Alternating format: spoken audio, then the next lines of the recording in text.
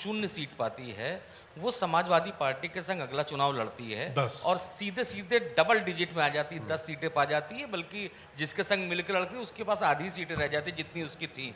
तो ये क्या वजह है कि मायावती अलग चुनाव लड़ रही है, समाजवादी पार्टी के साथ चुनाव नहीं लड़ रही है? इसके विश्लेषण में ही बहुत कुछ छुपा हुआ है।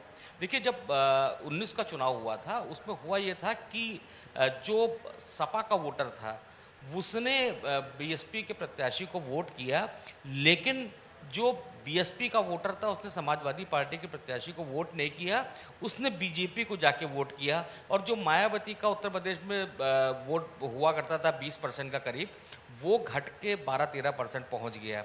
मायावती की दुविधा ये थी कि जो हमारा वोटर जो हमसे डिवोटर था, जो कभी भी टूट के नहीं गया, वो एक बार बीजेपी के पास गया तो बाकी भी जा सकते हैं और हमारी पार्टी के लिए बहुत नुकसान हो सकता है। तो उनकी एक क्लियर का स्ट्रैटेजी थी कि लोकसभा चुनाव हमारा इरादा नहीं है, क्योंकि हम यहाँ ज़्यादा बहुत कोशिश भी कर लेंगे तो 5-6-7 सीट पा सकते हैं, साथ में लड़ लेंगे तो 12-13 सीट पा सकते हैं। लेकिन हमारी जो लड़ाई है वो विधानसभा चुनाव के लिए है, मुख्यमंत्री बनने के लिए है। ऐसे में हमको ये साबित करना पड़ेगा कि उत्तर प्रदेश में नंबर 2 की पार्टी कौन है, वो है बहुजन समाज पार्टी। ऐसी वो कोशिश कर रहे हैं और इसी इरादे से उतरे हैं। आप देखिए, मतलब आप कहने की ये कोशिश कर रहे हैं कि मायावती लोकसभा चुनाव नहीं, विधानसभा चुनाव को टारगेट करके उसके हिसाब से फील्डिंग कर रही है और राजनीति कर रही है। मैं फिर इसमें एक बात जोड़ दूं।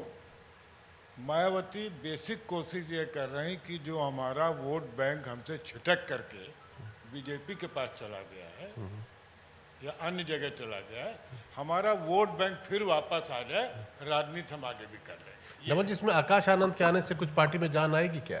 देखिए, आकाश आनंद के आने से एक चीज़ तो होगा कि जो ग्रामीण इलाकों में जो वोटर रहा है, जो दलित रहा है, छोटे तबके का वोटर रहा है, उसके पास भी अब मोबाइल पहुंच गया है, सोशल मीडिया पहुंच गया है। और मायावती की एक स्टाइल रही है, वो कुछ सभाएं करती हैं, कुछ क्षेत्रों में सभाएं करती हैं और उसी में पूरा ख़त्म कर देती हैं, बाकी वो कैडर के स्तर पर बात करती हैं। लेकिन आज का दौर ऐसा हो गया कि सोशल मीडिया बहुत बड़ी ज़रूरत बन गई है। जो काशीराम कहा करते थे कि हमारा वोटर ना अखबार पढ़ता है ना टीवी देखता है, उसके बाद खुद मायावती को ट्विटर पे आना पड़ा।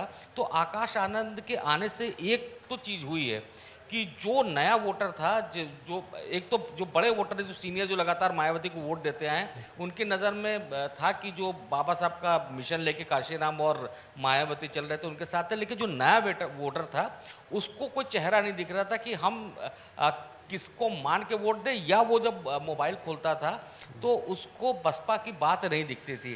तो कम ही सही इतना तो हुआ है कि आकाश आनंद के आने से सोशल मीडिया पर बीएसपी की विजिबिलिटी थोड़ी बहुत तो हलचल दिखाई दे रही है पार्टी।